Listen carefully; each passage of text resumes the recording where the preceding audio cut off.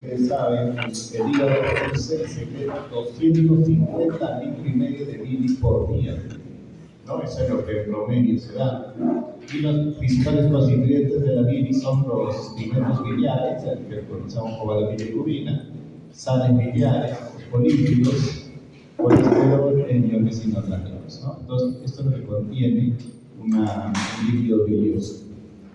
Entonces, cuando nosotros vemos cómo se forma la bilirrubina se va a formar de dos maneras, por una degradación de la hemoglobina. Se degrada la hemoglobina y el grupo hemo se degrada, se libera el hierro y este se convierte en bilirrubina. Aquí esta bilirrubina se convierte en bilirrubina no conjugada y en el hígado, por un proceso de glucuronización, la bilirrubina se conjuga y de aquí sale la bilirrubina conjugada. Entonces, inicialmente se produce la bilirrubina no conjugada y después de un proceso conocido como glucuronización se produce la bilirrubina conjugada y esa es la que se elimina al duodeno, a la segunda porción del duodeno, la de aquí se elimina como estercobilina y en la orina se debe eliminar como urobilina. Aquí tenemos la circulación enterohepática del urobilinógeno. Aquí está cuando sale el coledo con la bilirrubina. Y miren, la bilirrubina sale, aquí en el coledo, las bacterias lo convierten en urobilinógeno. Este urobilinógeno pasa en heces que se llama estercobilina y también retorna por la vena porta como urobilina para pasar por el riñón para salir como urobilinógeno en orina, ¿no? Esta es la circulación enterohepática del urobilinógeno. Después vemos acá los ácidos biliares. Miren, los ácidos biliares, este es el colesterol, este es el ácido cólico, que no es oxicólico, y los ácidos biliares que conocemos, ácido deoxicólico, ácido liposólico y ácido urso desoxicólico. Entonces vemos los ácidos biliares. Aquí tenemos el ácido cólico, por intervención de la glicina en la orina se convierte en sales biliares, ¿no? ¿Y esto para qué nos sirven estas sales biliares? ¿Por qué? Porque van a emulsificar las grasas. Acá tenemos la circulación enterohepática de los ácidos biliares, algo parecido al urobilinógeno. Sale de la vesícula biliar por el esfínter de Olli, segunda porción del duodeno, y retorna por el intestino delgado, el yeyuno íleo. Aquí la captación biliar es activa y retorna hacia el hígado nuevamente para hacer un círculo, ¿no? En este proceso forma la bilis también, ¿no? Entonces, captación pasiva de ácidos biliares desconjugados, acá los que sobrepasan en el colon. Pérdida fecal es igual a la síntesis hepática. Otros componentes de la bilis, tenemos acá el hepatocito, aquí estamos al canalículo, a los ácidos biliares, la fosfatidilcolina, bilirrubina conjugada, xenobióticos. Acá está modificación de la bilis en el conducto biliar, aquí están las acuaforinas. Acá tenemos, aquí está la luz, aquí la luz del conducto biliar, es lo que está acá, lo que les estoy mencionando. Esto hay un transporte de clorobicarbonato, sale bicarbonato, entra cloro, y el cloro puede salir también por unos canales para cloro, ¿no? Entonces también aquí podemos por la acuaforina, también podemos beber agua, y en el otro lado también tenemos bombas. Aquí la bomba de sodio y potasio, ¿no? Aquí una bomba de bicarbonato con sodio, y nosotros aquí mantenemos se puede modificar o hacer más básico, aquí por ejemplo con el bicarbonato a la bilis. Concentración de electrolitos en la bilis humana. Tenemos aquí el sodio, algo parecido al organismo, 132 a 165, no es tan exacto, pero es algo parecido. El potasio 4.2 a 5.6, ¿no? Y esos son los dos electrolitos mucho más importantes, ¿no? El cloro también tiene una buena cantidad, de 96 a 126. El bicarbonato tiene de 17 a 55 miliequivalentes por litro. ¿Qué es ictericia, por lo tanto? Ictericia es un trastorno de la bilirrubina. Entonces, al ser un trastorno de la bilirrubina, ¿qué es lo que va a producir? Va a producir una coloración amarillenta de la piel y las mucosas que se producen por un aumento de bilirrubina. ¿Qué tipo de bilirrubina? Puede ser bilirrubina indirecta o puede ser bilirrubina directa, como resultado de ciertos trastornos hepáticos. Estos trastornos no necesariamente trastornos hepáticos en sí, ¿no? También puede ser, por ejemplo, un proceso de una anemia hemolítica en la que se eleva la bilirrubina indirecta. Y cuando hay trastornos hepáticos, cuando hay trastornos posthepáticos también obstructivos, se puede elevar la bilirrubina y darnos este tinte amarillento de la piel y de las mucosas, conocido como ictericia. Aquí lo ven, mira, esta es una paciente con un tinte ictérico aquí en la conjuntiva y también con un tinte ictérico en la piel. Ictericia clínica, esto es importante que lo sepan, se evidencia hasta que la bilirrubina en suero es mayor que 2 miligramos por decilitro. Evaluamos conjuntiva, membranas orales, le decimos que levante la lengua y enfocamos una linterna hacia el paladar público. Así reconocemos al paciente con ictericia. Entonces, este paciente con ictericia puede ser una ictericia directa o una ictericia indirecta. Ictericia indirecta cuando hay elevación de la bilirrubina no conjugada. Ictericia directa cuando hay una elevación de la bilirrubina conjugada. Esta elevación de la bilirrubina no conjugada puede ser por alteraciones en la conjugación, ¿no? Por alteraciones en el fenómeno de glucuronización. No se llega a conjugar bien, no se conjuga. Puede ser en la tablación de absorción, y más que esto, elevación de la bilirrubina puede ser por procesos de destrucción de hematocrito, ¿no? Se destruye el hematocrito en fenómenos conocidos, por ejemplo, como la anemia hemolítica, cosa que puede hacer que la destrucción se eleve la bilirrubina no conjugada. Después también tenemos la bilirrubina directa, la bilirrubina conjugada, puede elevarse en dos condiciones: enfermedades hepatocelulares, o sea, en la que se produce lesión hepatocelular, o también se puede producir en el deterioro de la excreción canalicular, no solamente de los canalículos biliares, sino, por ejemplo, por un proceso obstructivo a nivel de vías biliares intrahepáticas o un proceso obstructivo a través de vías biliares extrahepáticas, cosa que hace que la bilirrubina directa se eleve. Entonces, dos condiciones más fáciles: bilirrubina directa por lesión hepatocelular, el que se eleva, y bilirrubina directa por procesos obstructivos, ¿no? Los procesos obstructivos desde los canalículos hacia adelante. Aquí tenemos, miren, todo lo que es sitios histopatológicos de interferencia de la excreción hepatobiliar. Puede elevarse, puede producirse por lesión hepatocelular. ¿Qué lesión hepatocelular? Por ejemplo, por hepatitis, cirrosis, ¿no? Después también por lesiones por ingesta de acetaminofén, de paracetamol, por farmacotoxicidad, que es de paracetamol. Después, miren, ¿qué es lo que va a suceder? Si es que puede haber alteraciones propias de los canalículos, cirrosis biliar primaria, puede haber colangitis esclerosante, puede haber acá también la presencia de litiasis, o sea, de piedras que obstruyen el pasaje, ¿no? Acá, por ejemplo, coledocolitiasis distal, que obstruye el esfínter de Oddi, y eso hace que la bilirrubina se eleve considerablemente.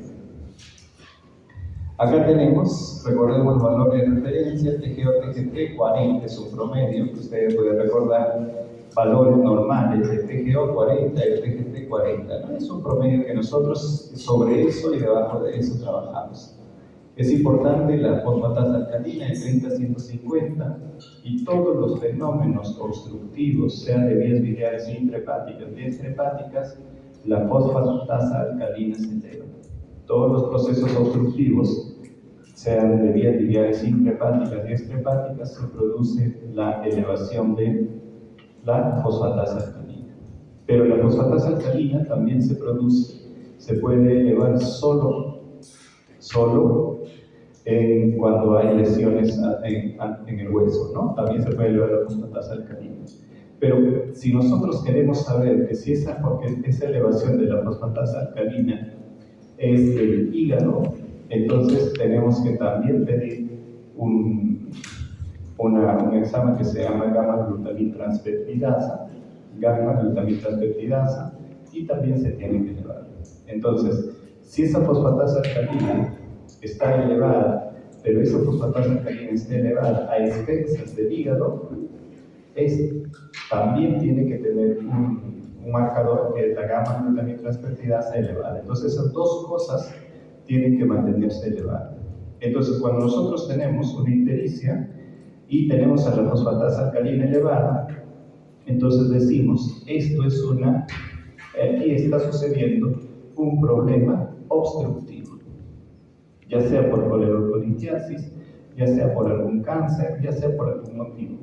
El lugar, ya sea distal, medio, proximal o en los ductos pequeños. Entonces no sabemos cuál de todos, pero lo que sí es que la fosfatasa alcalina, a ese fenómeno de que cuando se eleva la fosfatasa alcalina se le llama ictericia con patrón colestásico. Ictericia con patrón colestásico. Y cuando la ictericia se eleva a expensas de TGO y TGP, se le conoce como ictericia con patrón hepatocelular.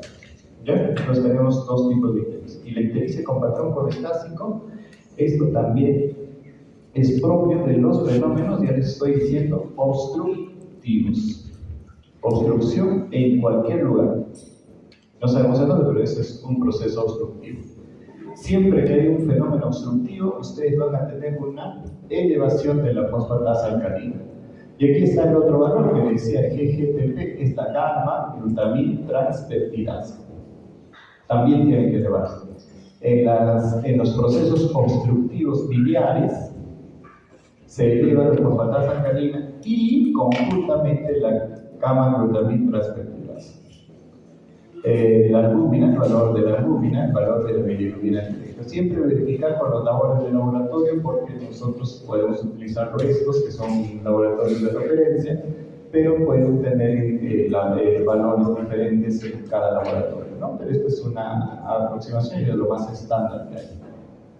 Entonces, ¿qué es lo que vemos? Que produce la elevación de la bilirrubina indirecta, la bilirrubina no conjugada, hemólisis. Eso es bien clásico. Ustedes dicen bilirrubina indirecta elevada, recuerden a la hemólisis. ¿Qué es la hemólisis? Es una destrucción de los glóbulos rojos. Después tenemos una hemólisis intravascular, todos los tipos de hemólisis, ¿no?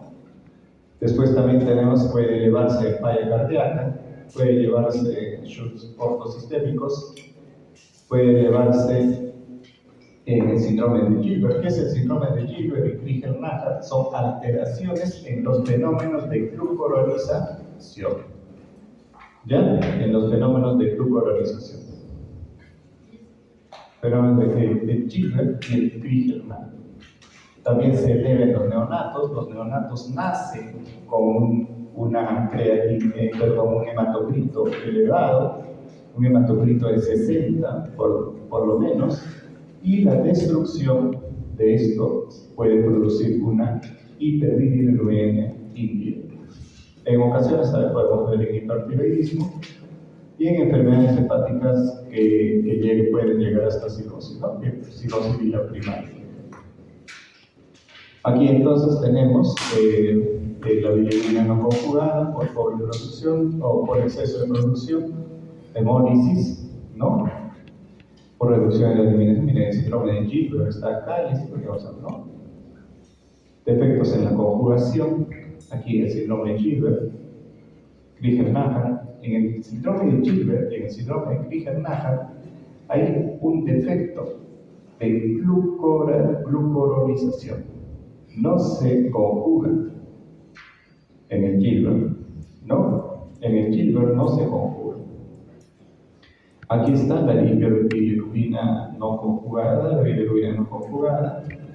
Después también vamos a ver de la elevación de la bilirrubina conjugada. Obstrucción biliar. La obstrucción biliar, ya sea obstrucción biliar del colédoco proximal, o sea, la que está cerca de los ductos hepáticos, ya sea del colédoco proximal, ya sea del colédoco distal. Cuando se obstruye cualquiera de los dos lados, también te va a dar una colestasis, o sea, te va a producir una ictericia a predominio de la bilirrubina directa. Después también, en elevación de la bilirrubina directa, la colestasis intrahepática. Si bien es cierto que aquí la colestasis intrahepática, en la colestasis intrahepática, vamos a ver que no hay solamente elevación de la fosfatasa alcalina, pero no hay dilatación de vías biliares. En la colestasis intrahepática hay elevación de la fosfatasa alcalina, pero no hay elevación, no hay agrandamiento o no hay dilatación de las vías biliares.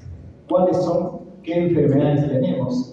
Cirrosis biliar primaria, colangitis esclerosante, hepatitis autoinmune, los corticosteroides también, ¿no? O colestasis de la gestación. El otro extremo que tenemos acá, hemos dicho, las ictericias directas pueden ser de dos tipos, ¿no? Uno, con elevación de la fosfatasa alcalina. Estas, con elevación de la fosfatasa alcalina, se dividen en dos, con colédoco dilatado y sin colédoco dilatado. Sin colédoco dilatado es la colestasis intrahepática, y con colédoco dilatado puede ser varios, ¿no? Puede ser un NM de cabeza de páncreas, puede ser una coledoconitiasis. Entonces, el otro lado, que también te produce incremento de la bilirrubina directa, es el patrón hepatocelular. Es el otro brazo, ¿no? Entonces, dos brazos. Un brazo donde se eleva la fosfatasa alcalina más dilatación o sin dilatación, y el otro brazo donde se eleva hay lesión hepatocelular. Lesión hepatocelular. Puede ser agudo o puede ser crónico. Defectos de hepatocelular, de excreción canalicular y defectos hepatocelulares. Aquí está, por ejemplo, Dubin Johnson, síndrome de Rotor, que son muy poco comunes, ¿no? Entonces, nosotros tenemos acá individuos. Acá estos dos se elevan la fosfatasa alcalina y la gamma glutamitrasfetilasa. Acá hay dilatación de vías biliares y aquí no hay dilatación de vías biliares. Y la lesión hepatocelular, por ejemplo, lesión hepatocelular puede ser por fármacos. Lesión hepatocelular puede ser por alcohol. Lesión hepatocelular puede ser por hierbas. Entonces, por ejemplo, cuando nosotros vemos lesión hepatocelular, vemos una hepatitis alcohólica, vemos el TGO-TGP en una relación de 2:1. TGO sobre TGP en una relación de 2:1, o sea, TGO2, TGP1, ¿no? 2:1, una relación de 2:1. Es cuando vemos una hepatitis alcohólica. Cuando vemos una hepatitis viral que está aquí dentro de la lesión hepatocelular, vemos que el TGP supera valores sobre 1000. Cuando vemos lesión de fármacos por fármacos, vamos a encontrar elevación predominante del TGO sobre TGP, pero no una relación de 2 a 1, ¿no? Porque si es una relación de 2 a 1, estamos hablando de hepatitis alcohólica. ¿Ya? Hepatitis por fármaco se eleva el TGO, pero no en una forma no relacionada con TGP. Solamente hay elevación de eso. Entonces, vemos elevación por fármacos. El cuadro clínico es la coloración amarillenta de la piel, escleras y membranas mucosas, muchas veces asociada a coluria y alcoholia. Cuidado, acolia. Ustedes saben que cuando nosotros empezamos y decimos la bilirrubina sale, llega al colédoco y termina ¿dónde? Termina en la segunda porción del duodeno. De ahí, las bacterias, ese urobilinógeno lo transforman en estercobilina y es el que da la coloración a las heces. Pero el otro urobilinógeno retorna por la vena porta y se va hacia el riñón. Y ese también es el que le va a dar, que se va a eliminar por el riñón. Ya listo. Entonces, si sucede una obstrucción a nivel del tercio distal, o sea, donde desemboca el colédoco en la ampolla de váter, ahí, imaginemos que hay una obstrucción, una piedra que está obstruyendo. ¿Qué hace la bilirrubina? ¿Qué hace la bilis? No sale. Dilata el colédoco. Como no sale, no hay urobilinógeno que se transforme en estercobilina. Por eso es que las heces le salen claras. Eso se llama acolia. Pero se acumula urobilinógeno sanguíneo. Y ese urobilinógeno sanguíneo se va hacia la orina y la orina le sale cargada, ¿no? Por eso se llama coluria. Entonces, en los procesos obstructivos vamos a encontrar coluria, acolia e ictericia en piel y escleras. ¿Cómo evaluar un paciente con ictericia? Historia clínica. Por ejemplo, ¿no? Viene un paciente con ictericia y le pregunto, yo digo, a ver, señor, ¿cómo es su ictericia? Si es una ictericia, y digo, es una ictericia con la fosfatasa alcalina elevada más un colédoco dilatado. Le pregunto, señor, ¿cómo es su ictericia? No, mi ictericia, yo me he puesto amarillo, doctor, y comencé lo amarillo se me mantuvo durante todo el tiempo, exceso, ¿no? O sea, nunca paró, aumentó, y por eso me ve de este color. Y además, he bajado de peso, allá. Entonces, mi problema es, por ejemplo, un LM de cabeza de páncreas. Eso recuerdo. Ahora les dice, señor, cuénteme cómo estuvo amarillo. No, doctor, se me ponía amarillo y me desaparecía. Se ponía amarillo y desaparecía. Ya. Entonces, esa ictericia es compatible con un ampuloma. Doctor, yo me puse amarillo el día de ayer y me empezó a doler. Empezó mi dolor y de ahí nomás me puse amarillo. Esa ictericia está en relación con colédoco-litiasis.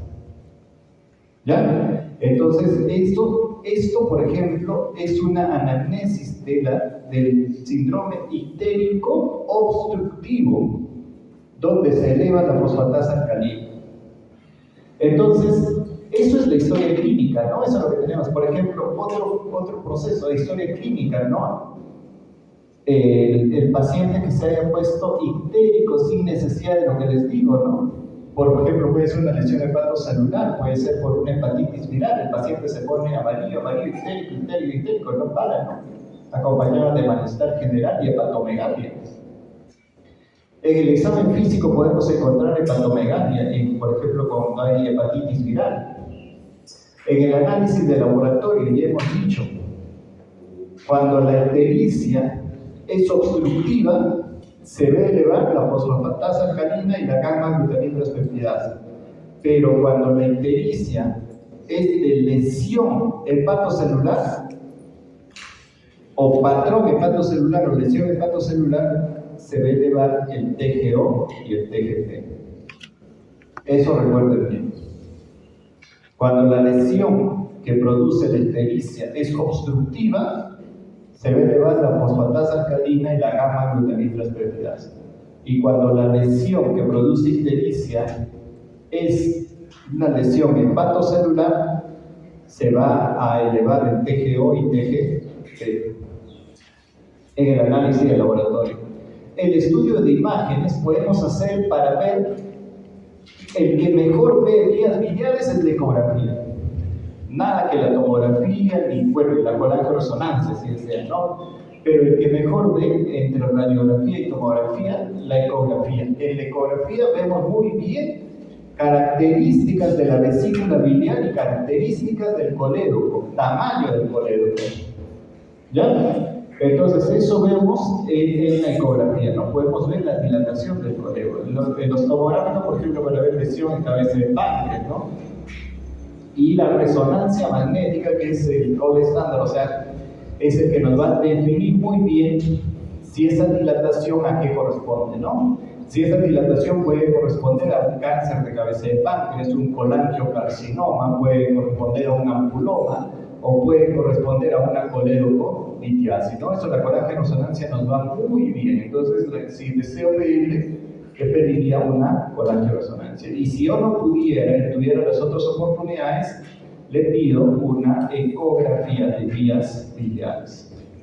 Estudios invasivos, endoscópicos, biopsias. Entonces, en la historia clínica podemos también, en la historia familiar, ¿no? Podemos hablar del síndrome de Gilbert, ¿no? Que alguien ha tenido. Por ejemplo, el síndrome de Gilbert es cuando hay un exceso de ejercicio físico, el paciente se pone amarillo, ¿no? A predominio de bilirrubina indirecta. Gilbert puede ser indirecto o directo.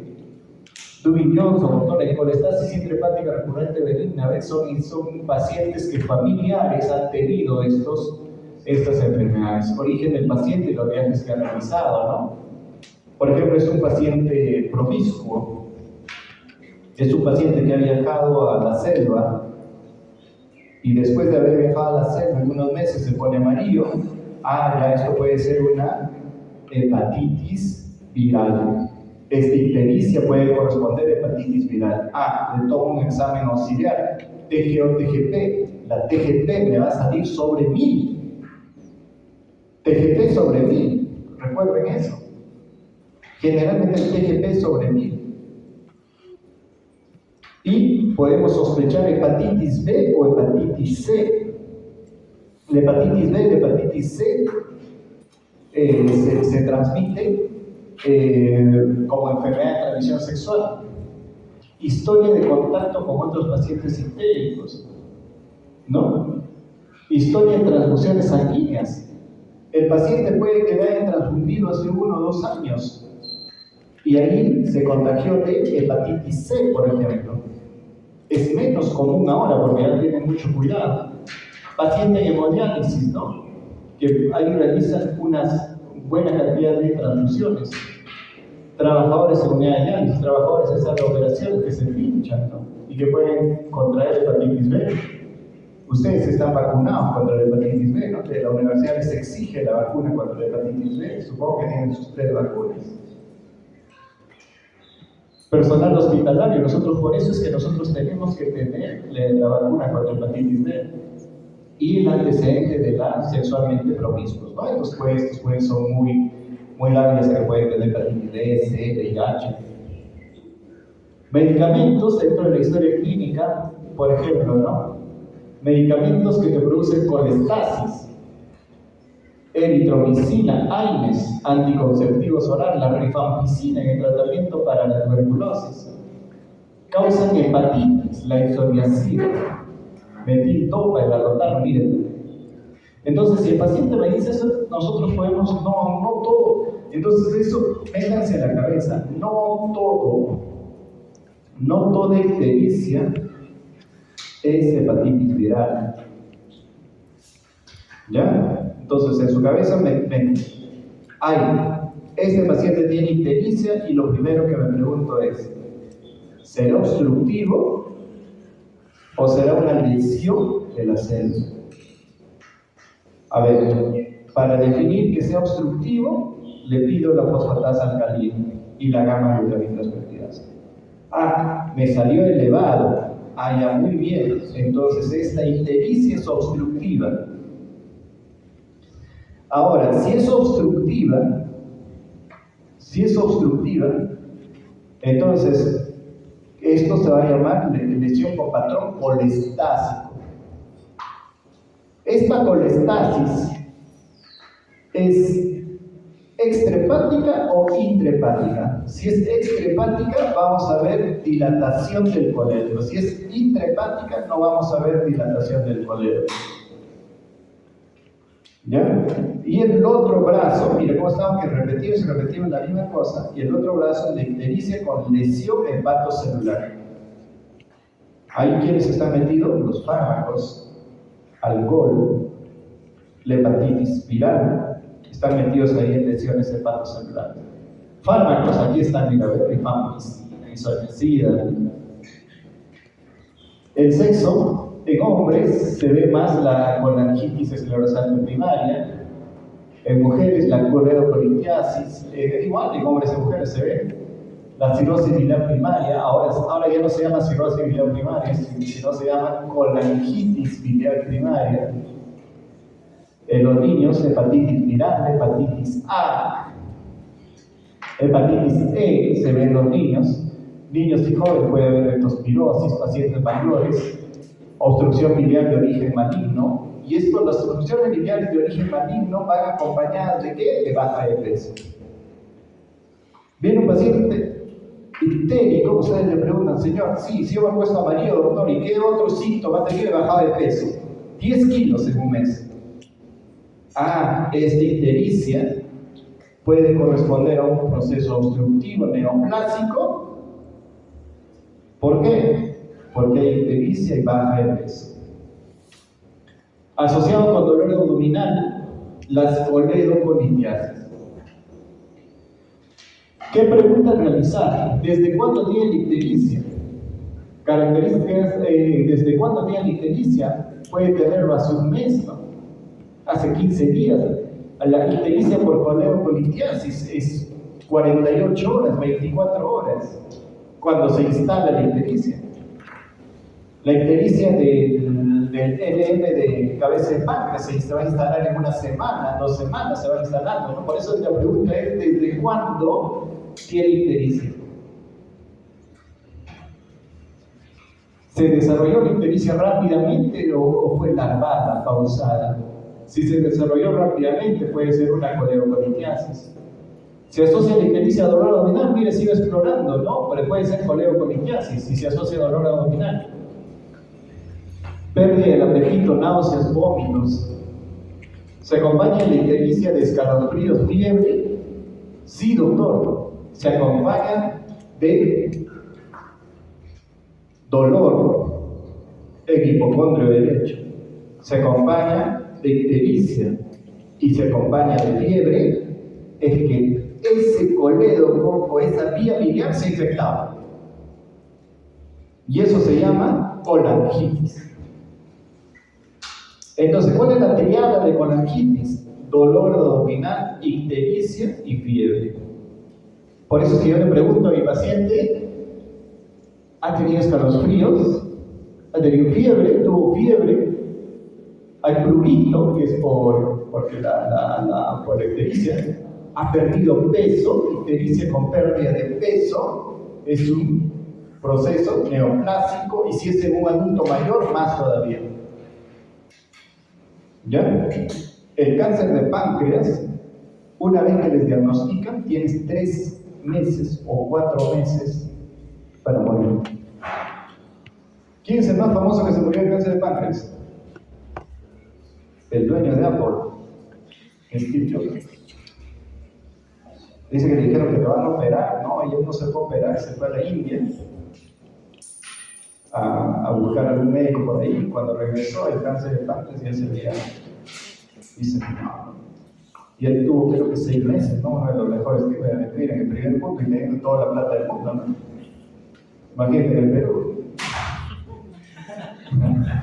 En Perú te mueres. No es eso, igual te operan, ¿no? La operación de NMS de cabeza de páncreas se llama una operación de Whipple. Dura 12 horas.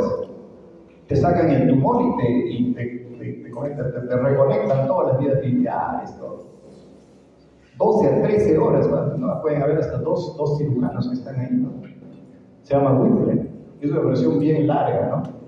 Pero exitosa también en los pacientes que tienen enema de cabeza de páncreas, se lo sacan y terminan curados, pues, ¿no? ¿Ha recibido alguna transfusión en el último año? ¿Se ha hecho tatuajes? Ah, mira, común, ¿no? Ahora todos los millennials tienen tatuajes. Toman un medicamento. Sí, doctor, toma hierbas. Sí, doctor, justo tomaba porque la abuela le dijo, o el vecino le dio. ¿Qué medicamentos? Ictericia, por medicamento, ya les he dicho, rifampicina, isoniazida, paracetamol. El paracetamol, más de 4 gramos en un día, les puede producir lesión hepatocelular, les puede dar ictericia. ¿Dónde vive actualmente? No, vengo de la célula. Ah, hepatitis B. ¿Alguna vez han tenido ictericia antes? Sí. Hepatitis B, por ejemplo, ¿no? ¿Qué ha seguido? ¿Ha observado cambios en el color de su orina desde que notó ictericia? Sí, está más cargada. Eso se llama coluria. ¿Cómo está el color de su deposición? Acolia. Ah, si tienes acolia, tienes coluria. Esto es una ictericia obstructiva.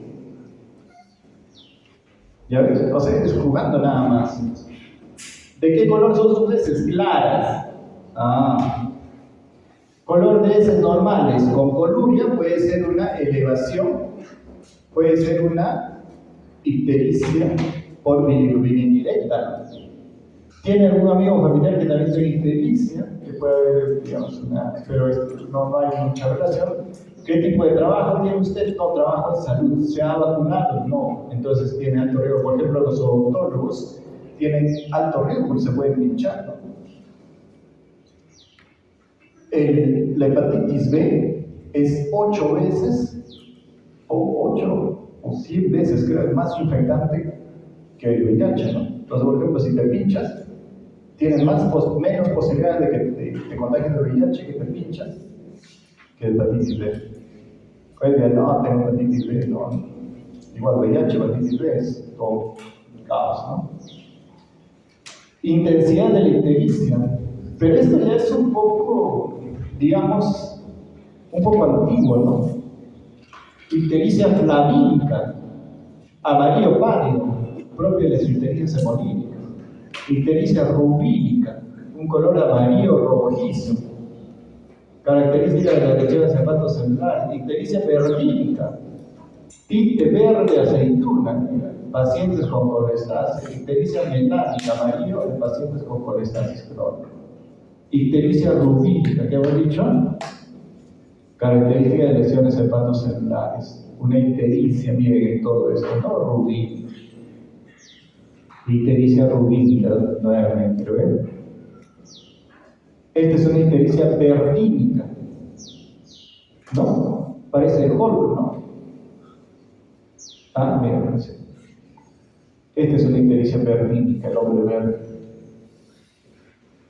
Ictericia melánica, de las ictericias crónicas, ¿no? Es un amarillo, ¿no? Es un amarillo casi con tinte, no es vivo, ¿no? Es un mate, ¿no? Al examen físico, las lesiones de rascado, santomas o santelasma orientan a una colestasis crónica. ¿Ya? Colestasis crónica, esto es santomas. Estos son santomas. Al examen físico puede haber un signo de curvación de Pierre, dice, palpación de una vesícula biliar distendida e indolores muy características de las lesiones neoplásicas localizadas por debajo del oriente cístico y el hepático. Cuando ustedes palpan en una ictericia, además de lo verde, ¿dónde se produce la ictericia? En el hígado y el biliar, ¿no? Entonces tengo que palpar hipocondrio derecho. Yo palpo hipocondrio derecho y encuentro una vesícula. Encuentro que es algo duro. Y esto corresponde a una vesícula. Se le llama, cuando es una vesícula así dura, se le llama vesícula en porcelana.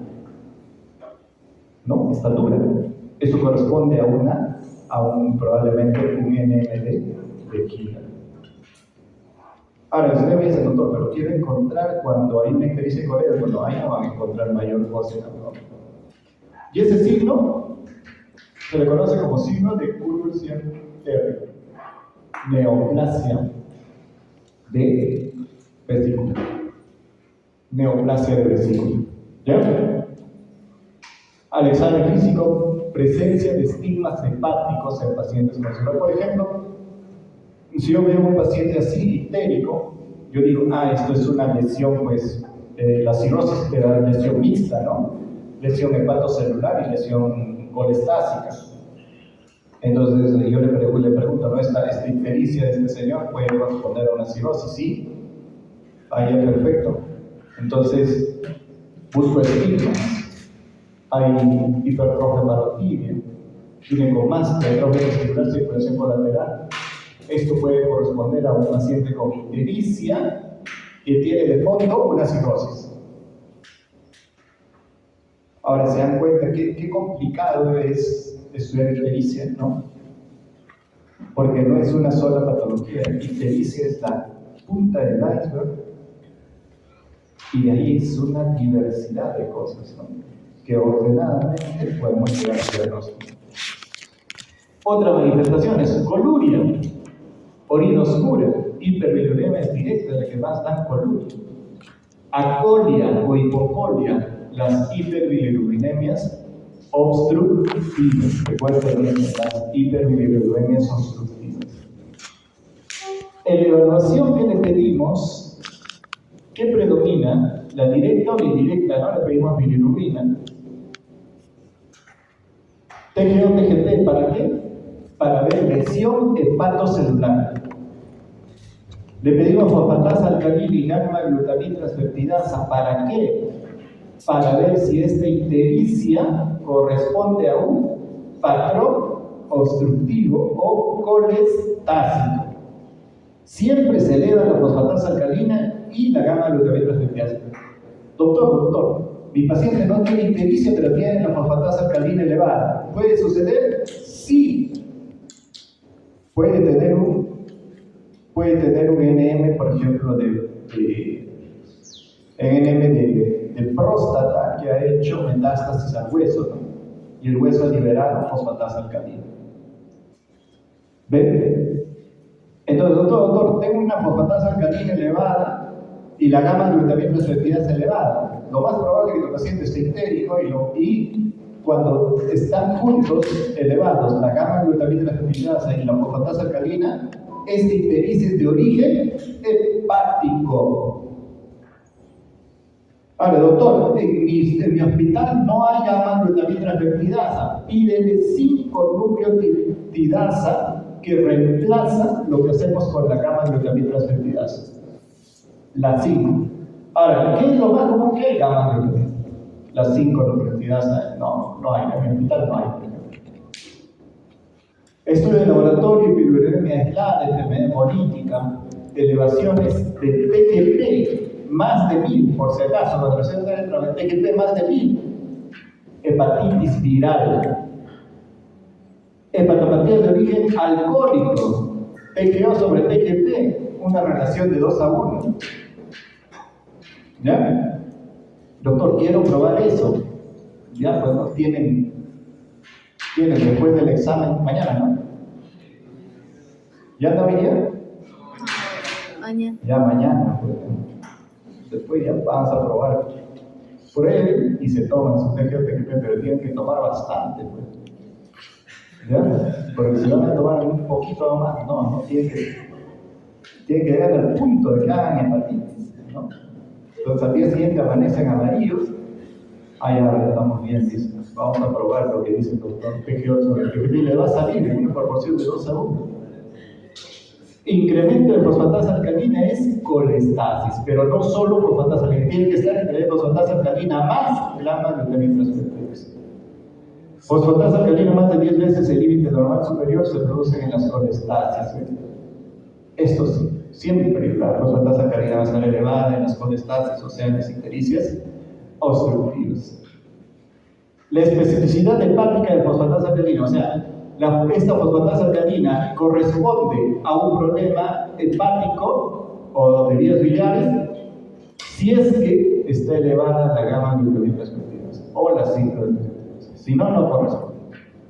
En colestasis, la ictericia estará acompañada de elevación de la fosfatasa alcalina en sus sitios. En colestasis, ¿no? Hipercolesterolemia, prolongación del tiempo de protrombina, elevación de transaminasa del paciente tetrafluido. Esto es lo que sucede en colestasis. La realización de otros estudios de laboratorio debe orientarse por la evaluación inicial en función de la sospecha diagnóstica. Exploración siempre tenemos que pedir una ecografía. Si ustedes tienen un paciente con ictericia, sí o sí tienen que pedir una ecografía de vías biliares para ver si hay o no hay dilatación del colédoco. Siempre que tengan un paciente con ictericia, ustedes lo primero que hacen es ecografía de vías biliares. ¿Para qué? Para ver dilatación de la vía biliar. Por ejemplo, colestasis obstructiva extrahepática por coledocolitiasis, por ejemplo, ¿no? Coledocolitiasis, anemia cabeza de páncreas, cualquiera de ellas puede haber una dilatación de vías biliares. Detecta el lugar de la obstrucción, sea distal, medio o proximal. Detecta causa de la obstrucción. Cuando no puedo, solamente puedo ver dilatación y no puedo detectar ni el lugar de la obstrucción ni la causa de la obstrucción, ¿cuál es mi siguiente paso? Tengo que pedirle una colangioresonancia sobre la tomografía. Ustedes dicen, no, no, tiene que pedirle de frente una colangioresonancia. Tomografía computarizada solo te ayuda a ver para dilatación, pero no es, digamos, incluso no es tan superior como dice acá la ecografía. Puede ser superior a la ecografía para localizar la causa de la obstrucción, por ejemplo, un NM de cabeza de páncreas, ¿no? Las lesiones pancreáticas, ¿sí? Pues, sobre todo en el caso de lesiones pancreáticas, la tomografía puede ser superior a la ecografía. Aquí están imágenes en ecografía, una dilatación de vías biliares, estas son intrahepáticas, una dilatación de vías biliares extrahepáticas. Aquí está la vesícula, miren, ¿qué es esto? 1, 2, 3, 4 piedras. Imágenes en tomografía. Acá vemos esto de la vesícula, una vesícula hidrópica llena de líquido. Y aquí vemos lo que ven acá, todo esto es un cáncer de cabeza de páncreas, es una tumoración en la cabeza de páncreas. ¿No lo ven acá? Esto es lo que se ve acá. Esto es una imágenes por CETRE. Entonces, si yo tengo, por ejemplo, una coledocolitiasis, le pido al gastroenterólogo que ingrese ya en un proceso que se llama CEPRE, ¿no? ¿Qué hace la CEPRE? Ingresa con un endoscopio. Con el endoscopio entra, que ya hasta la segunda porción del duodeno. Miren, ven la papila, ¿no? De la polla váter y corta. Eso se llama papilotomía. Corta, lo abre y las piedras salen. Ese proceso se llama CEPRE, ¿no? PCR, pancreato colangio retrógrado endoscópica. Aquí, esto es lo que ven acá cuando ha entrado, aquí está el endoscopio, ingresa, pinta con un contraste y mira qué es lo que encuentra, una imagen de sustracción. Esto es una coledocolitis, es una piedrota que ha obstruido. Anamnesia y exploración física, mira lo que hace, es un algoritmo. ¿Sospecha de enfermedad hepatobiliar? Sí, lesión hepatocelular. Hepatobiliar, perdón. ¿Enfermedad hepatocelular o enfermedad colestática? Es lo que les digo. Entonces, si sospecho una enfermedad hepatobiliar, sí. ¿Es colestática o lesión hepatocelular? Si es colestática, ¿hay dilatación de vías biliares? Sí. De los que hemos dicho. ¿No hay dilatación de vías biliares? No. Colangitis esclerosante, hepatitis autoinmune. Si hay lesión hepatocelular, le pido laboratorio. Sí, TGO-TGT. No me ayuda. El TGO-TGT, le pido biopsia. biopsia hepática y llego al diagnóstico. Si no hay sospecha de enfermedad hepatobiliar, puede ser que la bilirrubina no conjugada esté elevada, pienso en hemólisis, en enfermedades de Gilbert y Crigler-Najjar. ¿Qué es Gilbert y Crigler-Najjar? Son enfermedades que no están bien la conjugación. Bilirrubina conjugada, síndrome de Rotor y de Dewey-Johnson. Evaluación de la fosfatasa alcalina. Primero, tenemos que pedirle, una vez que la fosfatasa alcalina esté elevada, tenemos que pedirle para ver si es de causa hepatobiliar una gamma glutamitrasa. Si está normal, hay que evaluar hueso. O sea, si no está elevado esto, hay que evaluar que esta fosfatasa alcalina, el origen es el hueso. Si esta gamma glutamitrasa está elevada, el origen es hepatobiliar. ¿No? Hepatobiliar. Si es una lesión hepatobiliar, es del conducto dilatado, lo que estaba nuevamente diciendo, ¿no? Mire, del conducto no dilatado, si el conducto no está dilatado, o sea, no está dilatada las vías biliares, recuerden, cirrosis biliar primaria, que ahora se llama colangitis biliar primaria, después colangitis esclerosante y hepatitis autoinmune. Esas tres cosas se ven en este tipo de cosas. Por eso, chequear AMA, dice. Si el AMA es positivo, se manda biopsia de hepática, ¿no? Si AMA es negativo, se le puede sacar otros exámenes. En el interrogatorio lo mismo que hemos dicho, pérdida de peso, prurito siempre va a haber. Si las heces pálidas, les he dicho, ¿no? Heces pálidas, coluria, ictericia, patrón obstructivo. Pérdida de peso de ictericia en viejito, NM cabeza de NM, cualquier NM. Alcohol, TGO, TGP, sobredosis a fármacos, ya todos los que les hemos citado. Antecedente familiar del lugar donde viven, ¿no? Hepatitis. Exploración física, signos de hipertensión portal, la evaluación hígado, ¿no? Hepatitis viral, hay hepatomegalia dolorosa, signo de corrupción, vesícula biliar palpable, ¿no? Más que colecistitis crónica se ve pues, en el nene, ¿no? Y eso. Síndrome ascítico. Ascitis. También vemos en la ascitis las causas de la ascitis. Las causas de la ascitis son varias complicaciones más comunes de la cirrosis, la ascitis. Antes de hablar de ascitis, verdad que la hipertensión portal para el desarrollo de ascitis se requiere una presión portal mayor de 12. ¿Ya? Es una presión portal mayor de 12. Esto es lo que sí recuerdo siempre.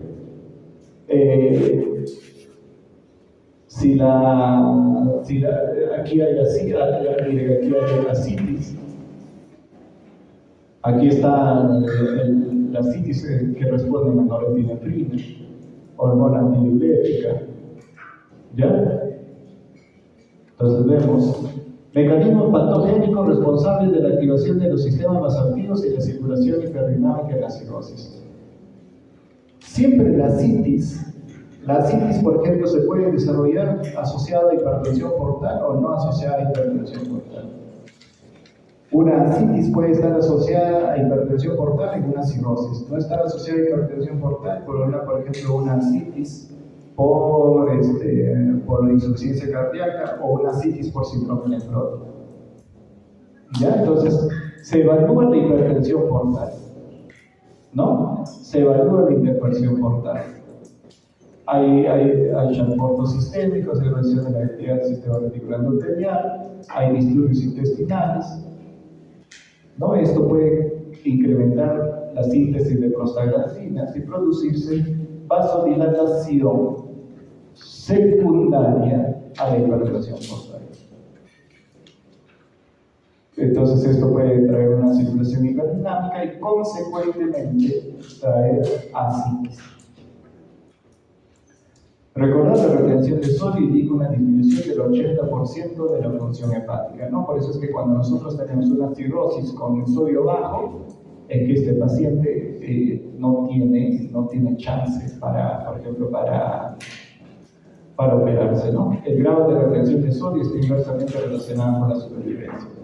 Cirrosis con hiponatremia menos supervivencia. Ya está lo mismo lo que estoy diciendo.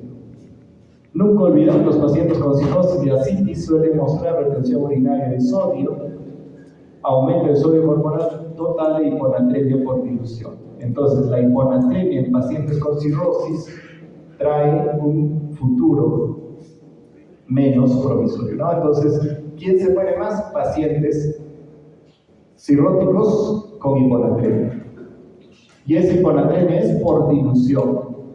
La gravedad de la hiponatremia se correlaciona con el empeoramiento de la supervivencia, ¿no? Peor, más cirrosis con hiponatremia viven menos que un paciente cirrótico que no haga hiponatremia. Alteraciones circulatorias, vasculares, funcionales y clínicas en pacientes con cirrosis y ascitis.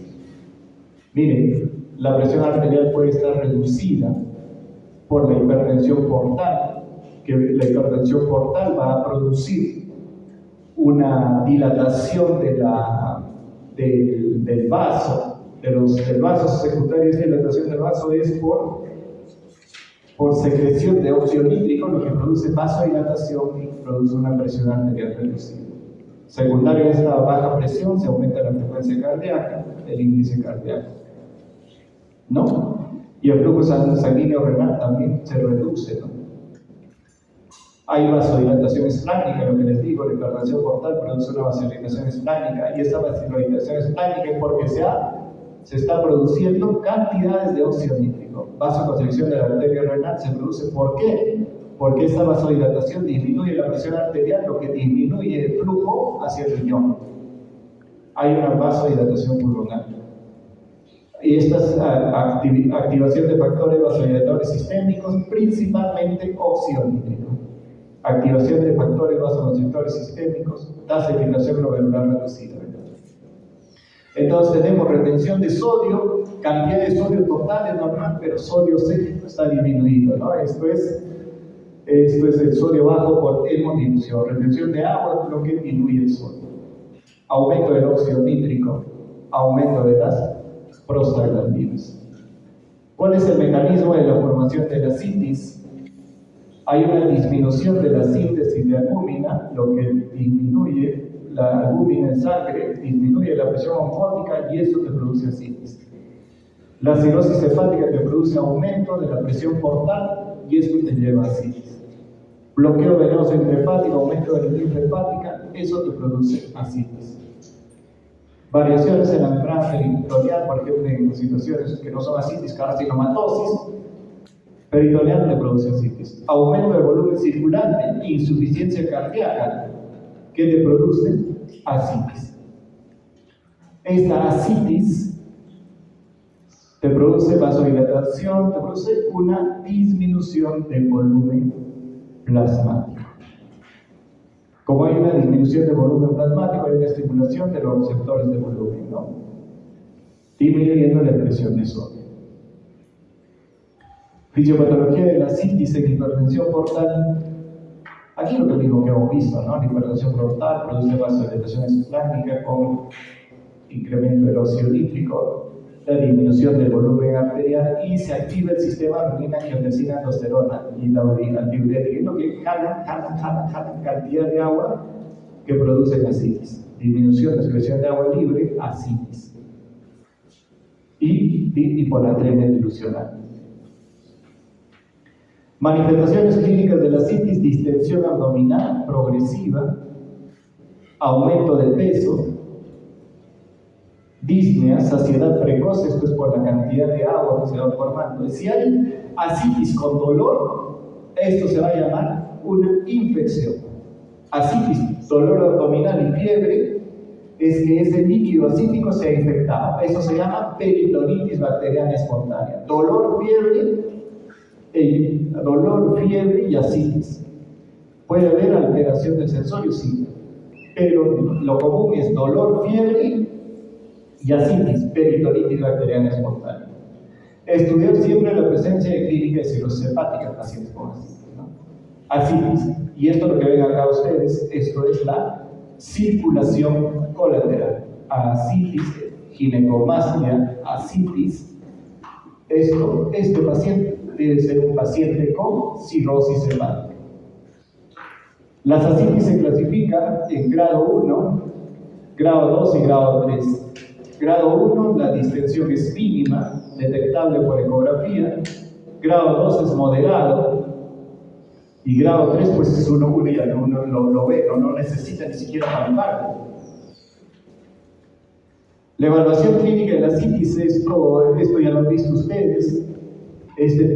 Aquí se está percutiendo. Aquí es un fenómeno, miren, que se desplaza hacia dónde, hacia la parte inferior, y aquí nos deja hipersonoro. Esto se llama matidez desplazable, se percute el abdomen acá, y el líquido cae por gravedad, y aquí nos sale una percusión hipersonora. Signo de la oleada, aquí se pone la mano al medio, y aquí se da golpecitos con los dedos, y aquí se siente como el agua se llega hacia la otra mano, ¿no? Hacia la palma de la otra mano. Signo de la oleada positiva. ¿Cuándo hay signo de la oleada positiva? Cuando la asitis es grande, de volúmenes grandes. Hay signo de la oleada positiva. ¿Cómo determinamos la causa de la asitis? Tenemos que hacer un proceso llamado paracentesis. Ponemos un catéter y retiramos líquido. Paracentesis. ¿Cuándo indicar paracentesis? Cuando la asitis de diagnóstico nuevo, en el momento de cada admisión. No se hace todo paracentesis. Cuando queremos hacer un diagnóstico, por ejemplo, dolor abdominal, asitis y fiebre, estoy sospechando de peritonitis bacteriana espontánea. ¿Qué es lo que le hago? Paracentesis. Pacientes con asitis de deterioro clínico, cuando hay sangrado gastrointestinal, por ejemplo. Las anormalidades laboratorias que pueden indicar una infección, una PDE. Complicaciones de la paracentesis, casi nada. Puede haber un hematoma, nada más. Dice, no, me voy a infectar. No hay complicaciones, no se ven complicaciones. ¿Qué exámenes solicitamos al líquido asítico? Depende.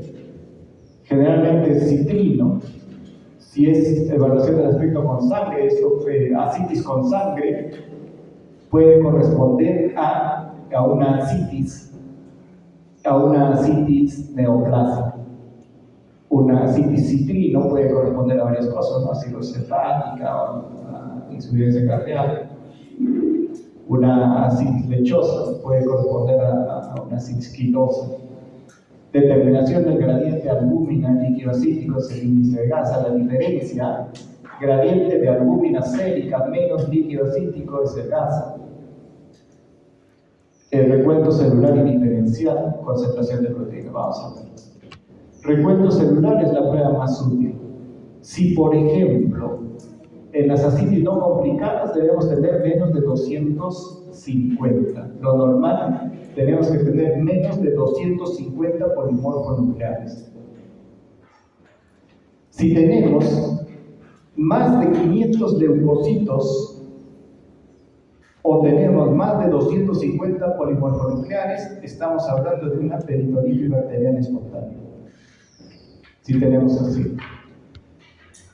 Causa más frecuente de recuento elevado de leucocitos, peritonitis bacteriana espontánea, ¿no? Así como lo estoy diciendo. Aquí está el índice Gasa para definir si es que esto está asociado o no está asociado a hipertensión portal. Si la proteína séricas menos la proteína de líquido asítico es mayor a 1.1, esto está asociado a hipertensión portal.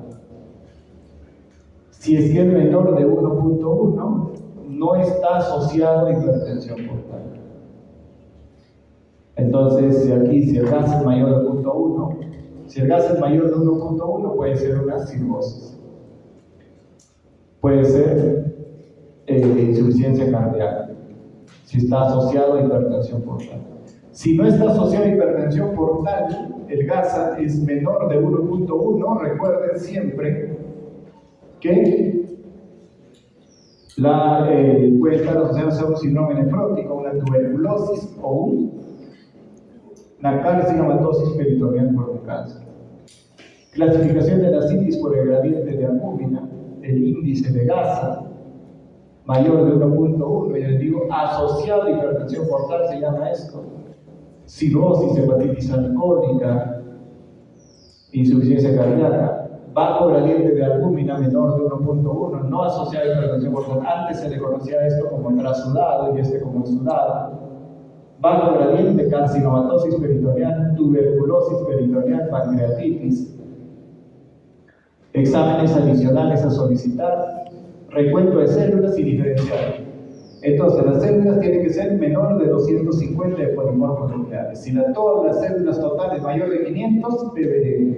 Si las células polimorfos nucleares mayor de 250, PBL, peritonitis bacteriana espontánea. Concentraciones de albúmina sérica y concentraciones de albúmina en líquido ácido. Pruebas opcionales, si es que queremos hacer cultivos, ¿no? Concentración de lactato deshidrogenasa, tinción de grano, concentración de grano, son pruebas opcionales, ¿no? Pero generalmente es todo el citoquímico para ver el GASA. Después también podemos pedirle, para saber si hay tuberculosis, podemos pedirle el ADA se llama ADA. Si queremos ver carcinomatosis peritoneal, podemos pedir el PAP, el Papa Nicolau, amilíquido acídico. Exámenes adicionales a solicitar, bueno, cultivos, tinción de grano, ¿no? Si hay una sospecha de perforación intestinal, si hay una citis pancreática, concentración de amilasa, tuberculosis, peritonitis tuberculosa, adenosine-aminasa, ADA le solicitamos. Citología, Papa Nicolau, malignidad. Concentración de triglicéridos, una citis quilosa, si estoy, ¿no? ¿Ven? Entonces voy dependiendo de lo que sospecho como causa de la citis, voy solicitando nuevos exámenes auxiliares. Eso. Ahora lo que sí les digo que si se han dado cuenta, les vienen varios nuevos clínicos, ¿no? Está bonito, ¿no? ¿No está bonito el nuevo clínico? Ya, si dicen acá interesante, como dicen que es interesante, que bueno, mañana, ¿cuántos casos clínicos van a tener? 10, ¿no? Pero sí, mira, aquí, ¿cuántos veo que están atentos? Serán 10. 10 están con el celular y encima sonriendo. Los otros duermen. Algunos cabecean. Pero bueno, pues no sé, fíjate usted. Qué cansancio, ¿no? Pero mañana ya van a esto, pues mañana ya se despiertan. Aprovechen.